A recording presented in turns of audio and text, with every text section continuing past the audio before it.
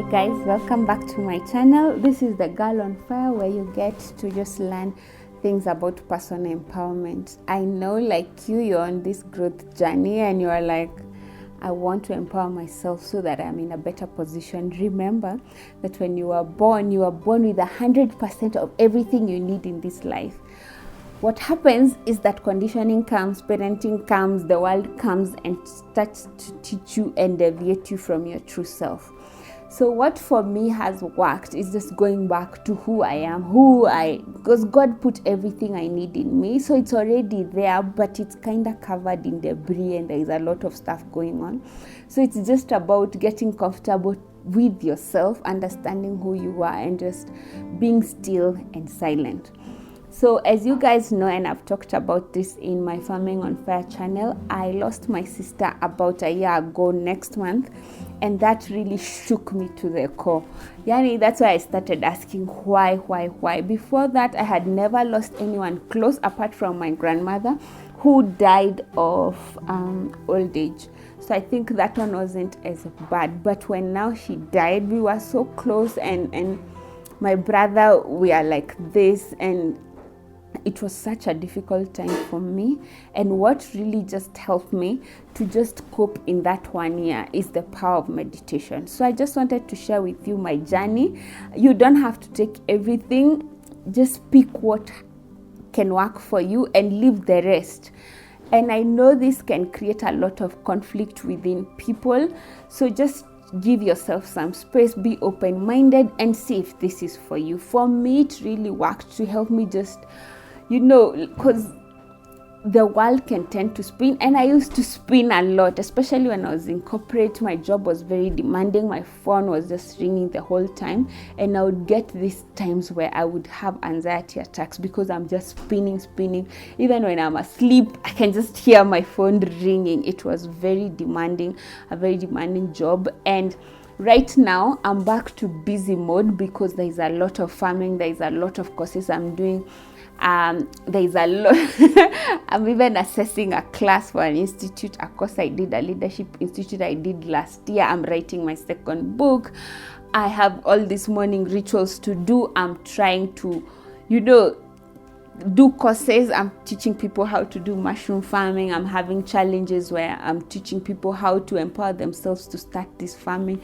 So what meditation has done for me specifically, I won't say about other people, is that it helps me just to stop spinning. It just helps me just to go back to nature factory settings, like in your phone. You can go back to that, so that because you've added so many things and you've just added so many apps, they're slowing down your phone, they're just making your phone hang, so just storage is a mess, and all these things that you hardly even use. You guys know the apps that you use in your phone, they're like 4 or 5, the rest are just filling your phone for maybe. So that is how your life is.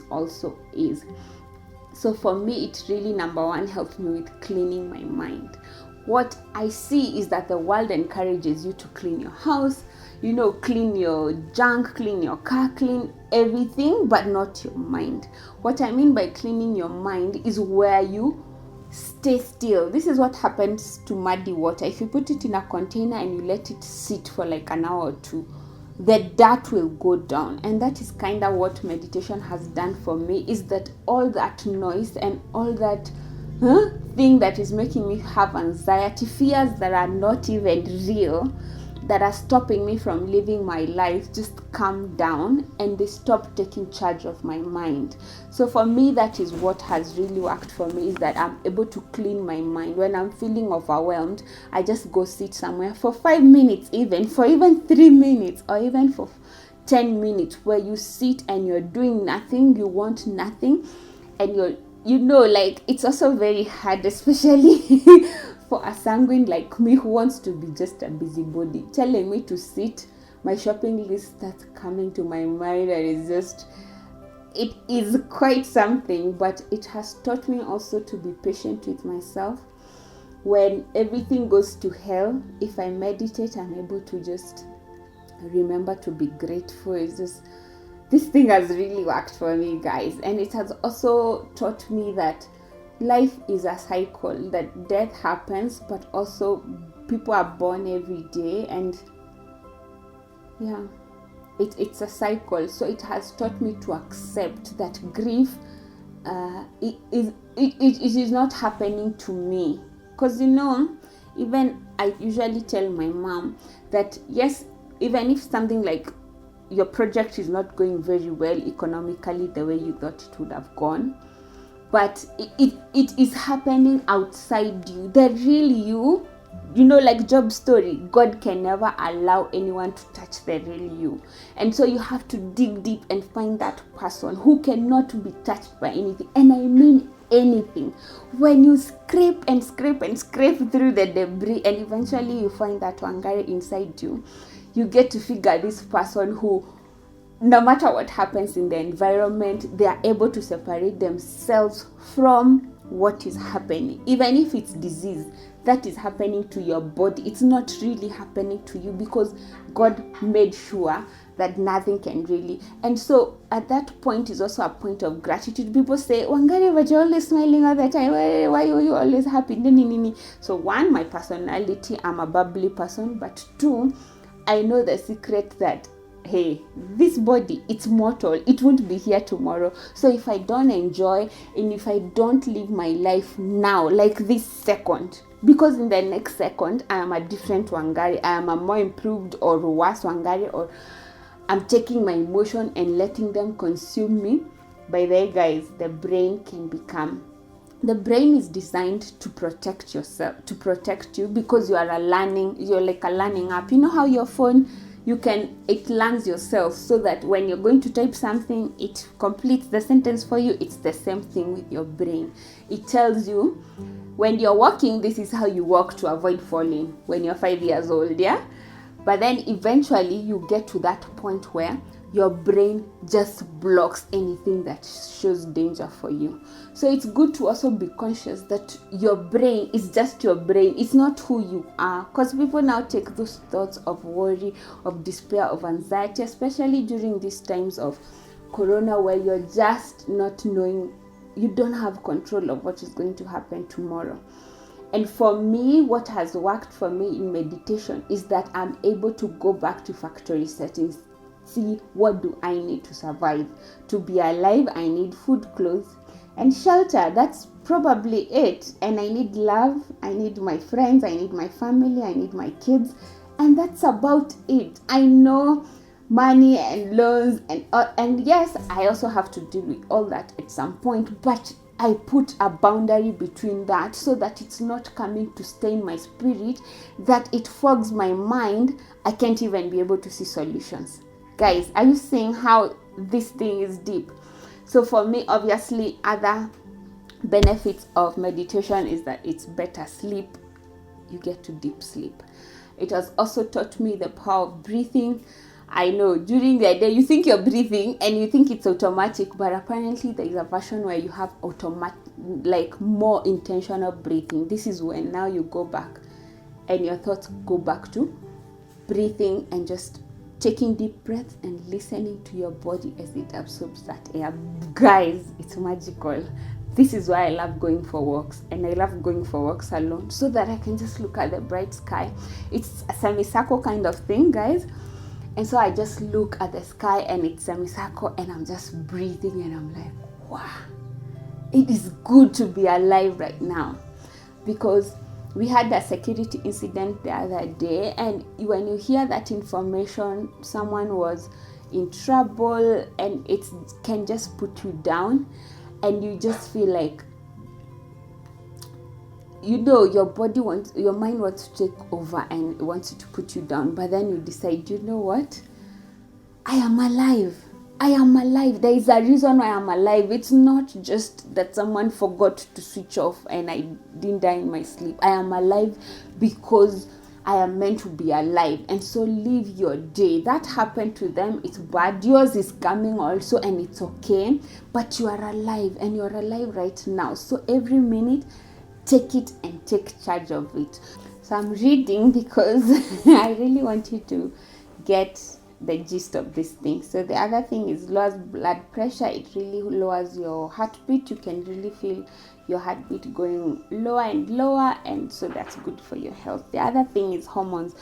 Cortisol and dopamine are released during meditation. You know, those drugs that make you feel good and nice, and really you can get them from meditation. It's just that it's your body's way of giving back for being present.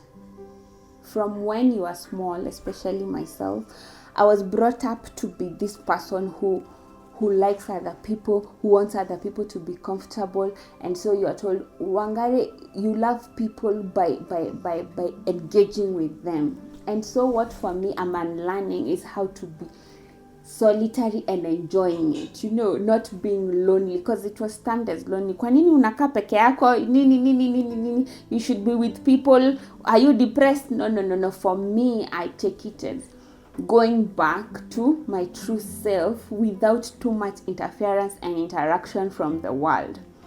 And then when now you emerge into the world, that gives you a sense of compassion and a sense of patience that I have not experienced anywhere else.